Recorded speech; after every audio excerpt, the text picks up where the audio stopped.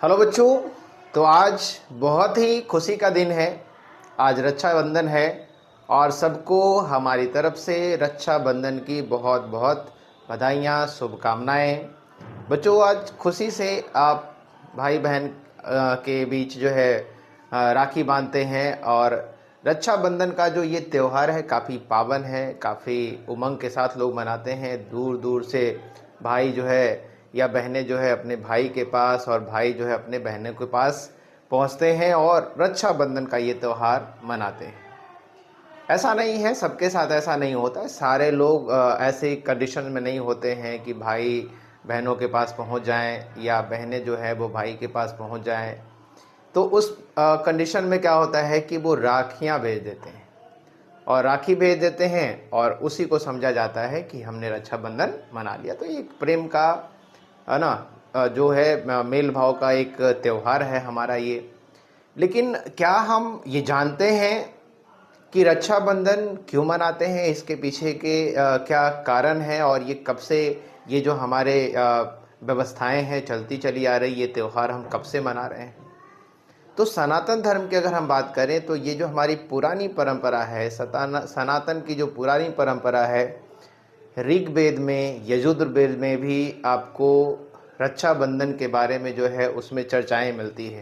यानी ऋग्वेद यजुर्वेद में भी आपको रक्षाबंधन की बातें, वहाँ पे रक्षाबंधन की बातें मिलती है। ऐसा होता है कि पहले यज्ञ होता था या युद्ध में योद्धा युद्ध करने जाते थे, तो यज्ञ में या युद्ध करने जाते थे जो पुरोहित होते थे, जो साधु होते थे, मुनि होते थे, जो तपस्वी होते थे, वो क्या करते थे कि योद्धाओं को रक्षा सूत्र बांध करके उसे भेजते थे, या वो जाते थे कहाँ युद्ध के लिए और वो विजय होने की कामना करते थे, वो रक्षा सूत्र बांधा जाता था। रक्षा सूत्र पौराणिक कथाओं में भी है। पौराणिक कथाओं में कि अगर हम बात करें, यहाँ पे जब रक्षा सूत्र की बात करते हैं तो रक्षा का मतलब क्या है, सुरक्षा होता है। बंधन का मतलब क्या है, एक डोर है।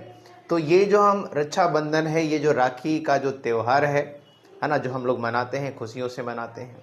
पौराणिक कथाएं, कई पौराणिक कथाएं हैं। एक जो पौराणिक कथाएं हैं वो है कि जब देवासुर संग्राम हुआ था, एक बार असुरों ने जो है इंद्र पे हमला किया था, स्वर्ग पे हमला किया था, आक्रमण किया था। और उस समय इंद्र की शक्तियां कम हो रही थी, इंद्र हारने वाले थे। तो इंद्र की जो पत्नी है, जिसको इंद्राणी कहते हैं या उनका नाम इंद्राणी है, उन्होंने इंद्र को रक्षा सूत्र बांधा एक विशेष मंत्र के साथ और विजयी होने की कामना की।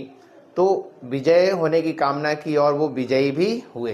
तो इंद्र को उनकी पत्नी इंद्राणी ने देवासुर संग्राम में असुरों के साथ युद्ध हो रहा था, उस समय उनकी पत्नी ने उनको रक्षा सूत्र बांधा और रक्षाबंधन मनाया। एक तरह से रक्षा सूत्र बांध करके सुरक्षा की डोर बांधी। कुछ कहानियां ऐसी है पौराणिक कथाओं में।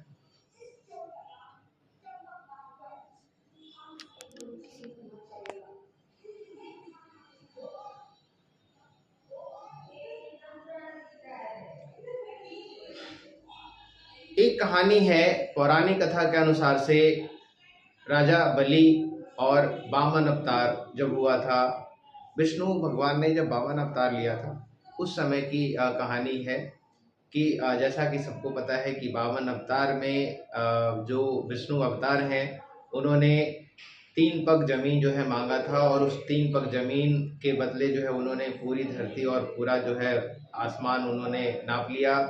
और फिर अंत में तीसरा पग जो है बाली ने अपने सर पे रखा और विनती की, याचना की, और विष्णु ने वामन अवतार में भगवान ने उन्हें पाताल लोक का राजा बनाया।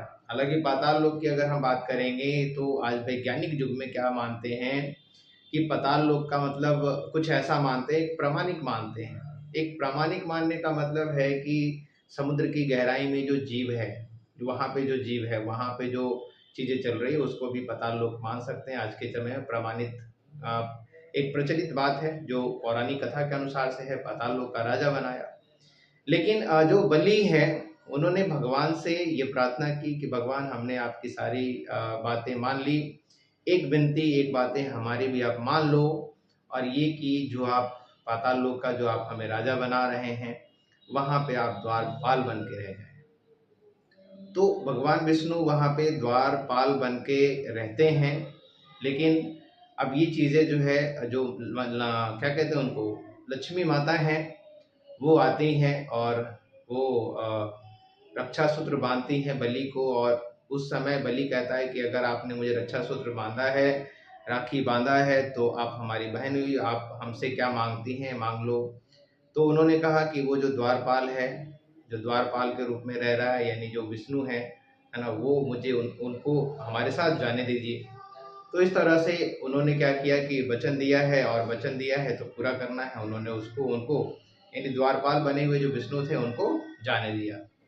तो इस तरह से कहानियां हैं कि यहाँ पर भी बलि और माता जो लक्ष्मी है उनके बीच में रक्षाबंधन का यहाँ पे त्योहार हुआ, रक्षाबंधन मनाया गया। हालांकि रक्षाबंधन जिस तरह से अभी मनाने की मान्यताएं हैं, जो अभी चलन है, वैसे प्रचलन पहले नहीं था। पहले रक्षाबंधन या रक्षा सूत्र को जो बांधने की जो परंपरा थी, वो कभी कभी थी जब कभी परेशानी हो या किसी। एक जो कहानी है श्री कृष्ण और द्रौपदी की कहानी है। एक शिशुपाल नाम का कोई ना आदमी था उस समय, और उसको वचन दिया था, कृष्ण ने वचन दिया था कि हम तुम्हारी 100 बातों को बर्दाश्त कर सकते हैं, तुम्हारी 100 गालियां हम बर्दाश्त कर सकते हैं, लेकिन उससे ज़्यादा बर्दाश्त नहीं करेंगे। उसके बाद तुम्हें जो है तुम्हारा वध कर दिया जाए। लेकिन अहंकारी था शिशुपाल। शिशुपाल अहंकारी था, और अहंकारी होने के कारण उन्होंने 100 गाली दे दी, और वो बोला कि अब 100 गालियां तुमने दे दी है, अब इससे आगे कुछ मत बोलो, क्योंकि मैंने तुम्हें वचन दिया है और मैं वचनबद्ध हूँ कि 100 गाली तक तुम्हें मैं कुछ नहीं बोलूँगा। लेकिन अहंकारी जो शिशुपाल था उसने फिर भी नहीं रुका और वो गालियाँ देता। और जैसे ही 101 हुआ, भगवान कृष्ण ने सुदर्शन उठाया और सुदर्शन से उसका सर काटा। और सुदर्शन से जब सर काट डाला तो सुदर्शन से क्या हुआ, उनकी उंगलियां कट गई। और वहीं पे द्रौपदी थी, और द्रौपदी ने अपने पल्लू फाड़ करके उनके उंगली को बांध दिया। और जो कृष्ण है उन्होंने उस समय उनको वचन दिया कि तुमने अपना जो है एक तरह से हमें बंधन बांधा है, हमारी सुरक्षा की है, तो मैं भी वचन देता हूँ कि मैं भी तुम्हारी सुरक्षा करूँगा। तो यहाँ भी एक जो सुरक्षा की डोर है, जो रक्षाबंधन की बात है, यहाँ पर भी आती है। और आप सबको पता है कि जिस समय द्रौपदी चीरहरण हो रहा था, उस समय कृष्ण ने किस तरह से जो है उनकी लाज बताई, और किस तरह से साड़ी बढ़ती चली गई, बढ़ती चली गई, बढ़ती चली गई। और दुशासन जो साड़ियाँ खींच रहा था, वो वैसे जो है थक गया, हार गया, चूर हो गया, लेकिन साड़ियाँ खत्म नहीं हुई। तो इस तरह से सुरक्षा किया कृष्ण ने। तो ये भी एक रक्षाबंधन है। मिडाइवल इंडिया में अगर हम बात करें, मध्यकालीन भारत में चित्तौड़गढ़ की रानी कर्णावती को चित्तौड़गढ़ को चारों तरफ से बहादुर शाह ने घेर लिया था। और इसको देखते हुए कर्णावती ने चिट्ठी भेजी, एक राखी भेजी, किसको, हुमायूं को। हालांकि हुमायूं दूसरी युद्ध कर रहा था, लेकिन वो सारे युद्धों को रोक करके अपनी सेनाओं को एकत्रित करके धर्म और जाति से हट करके मानवता के लिए वो उस राखी की राज रखा, और वो कर्णावती की सुरक्षा के लिए वो आ ही रहे थे। लेकिन हुआ क्या कि आने में लेट हो गया, आने में देर हो गया, और इस वजह से सारी जो वहाँ पे रानियाँ थी, महिलाएं थी चित्तौड़गढ़ की, कर्णावती के साथ सारे महिलाओं ने, रानियों ने क्या किया, जौहर कर लिया, यानी एक साथ आग जला करके अपने आप को उस आग में भस्म कर लिया, अपने आप को उसमें जला लिया। तो ये चीज़ें हैं। लेकिन यहाँ पर भी रक्षाबंधन की बातें आती है, सुरक्षा की डोर की बात आती है, राखी की बात आती है कि राखी जो है किसी धर्म, समुदाय या जाति या व्यक्ति विशेष से नहीं है, बल्कि एक सुरक्षा की डोर है। जब किसी को बांधी जा रही है तो वो उसकी सुरक्षा का एक दायित्व, उस सुरक्षा का एक वचन देता है। तो बहुत सारी कहानियाँ यहाँ पे हमें मिलती है। एक कहानियाँ और मिलती है जो कि बहुत पहले की कहानियाँ हैं। सिकंदर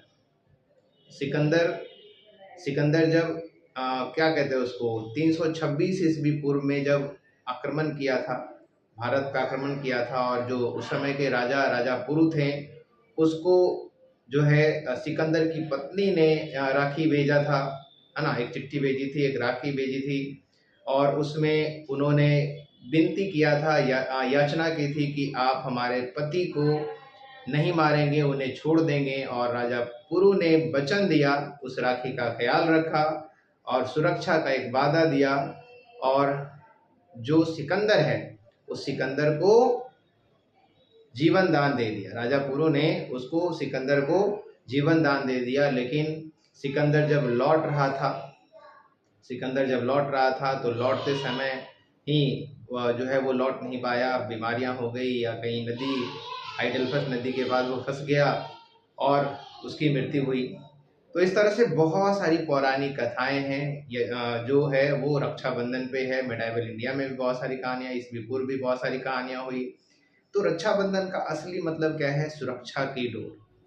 और सुरक्षा की डोर जो है वो किसी जो कह सकते हैं कि कोई हमारा जो रिश्ता है, यानी रिश्ता विशेष नहीं है। ऐसा नहीं है कि जो सुरक्षा की डोर है वो भाई बहन ही एक दूसरे को बांध सकते हैं, पति पत्नी भी एक दूसरे को राखी बांध सकते हैं, भाई बहन भी एक दूसरे को राखी बांध सकते हैं, दोस्त भी एक दूसरे को राखी बांध सकते हैं, गुरु शिष्य भी एक दूसरे को राखी बांध सकता है। जो भी सुरक्षा का वचन दे रहा हो, जो एक दूसरे के दायित्व को ले रहा हो, तो वो रक्षाबंधन मना सकता है, सुरक्षा की डोर एक दूसरे को बांध सकता है। तो ये हमारा जो रक्षाबंधन का त्यौहार है, एक हमारी बहुत पुरानी और सनातनी परंपरा है, जो एक दूसरे को सुरक्षा का वादा करते हैं, एक दूसरे के ख्याल रखने की वादा करते हैं। तो ये एक्चुअली में होता है हमारा रक्षाबंधन। तो बहुत खुशी की बात है कि आज रक्षाबंधन का दिन है, और मुझे लगा कि मैं ये संदेश बच्चों तक पहुंचाऊं, क्योंकि वो रक्षाबंधन मनाते आ रहे हैं। लेकिन इस जो काल्पनिक युग है, काल्पनिक युग का मतलब है कि सारे लोग जो है कल्पना में जी रहे हैं और अलग अलग कल्पनाएं करते हैं। वैज्ञानिक युग है, वैज्ञानिक तरीके से सोचते हैं, और जो चीज़ें पुराने पौराणिक कथाओं में थी वो उनको झूठ मानते हैं या सच मानते हैं। लेकिन जो भी चीज़ें हैं, लेकिन अब वो क्यों मनाते आ रहे हैं? क्या वो कुछ बच्चों को यही बताया गया है कि जो हुमायूं है उसको कर्णावती ने राखी भेजा, तब से रक्षाबंधन मनाया जा रहा है? लेकिन उससे पहले की बातें जो है बच्चे नहीं जानते हैं, क्योंकि हम जो सनातनी हैं, अपनी पौराणिक जो हमारे वेद है, उस वेदों में भी इसका जिक्र मिलता है। यजुर्वेद में जिक्र मिलता है, ऋग्वेद में इसका जिक्र मिलता है। यज्ञ और युद्ध के समय भी जो पुरोहित होते थे वो योद्धाओं को रक्षा सूत्र बांध करके युद्ध में भेजते थे। तो ये बहुत सारी कहानियाँ हमारे पास है, बहुत सारी कहानियाँ हैं, और ये कहानियाँ अगर सच है या झूठ है, लेकिन हम उस चीज़ों को आज तक अगर मनाते चले आ रहे हैं। अगर कर्णावती ने अगर रक्षा सूत्र भेजा तो कहीं ना कहीं उनको अचानक से ख्याल आया, ऐसा तो नहीं है। उनको पहले से इन सारी चीज़ों का कहीं ना कहीं ज्ञान होगा कि ऐसा होता है, पौराणिक कथाओं के बारे में जानते हैं, क्योंकि वो भी एक सनातनी थे। तो अगर हम सनातनी हैं तो हमें अपने जो पौराणिक कथाएं हैं, जो हमारे वेद है, उसके बारे में हमें ज्ञान होना चाहिए। और कोई भी त्यौहार हम क्यों मनाते हैं, इसके पीछे कोई ना कोई रीज़न बनता है, कोई ना कोई कारण बनता है, तो हमें समझना चाहिए। तो यहीं तक, धन्यवाद और शुभकामनाएं आप सभी को रक्षाबंधन की हमारे तरफ से।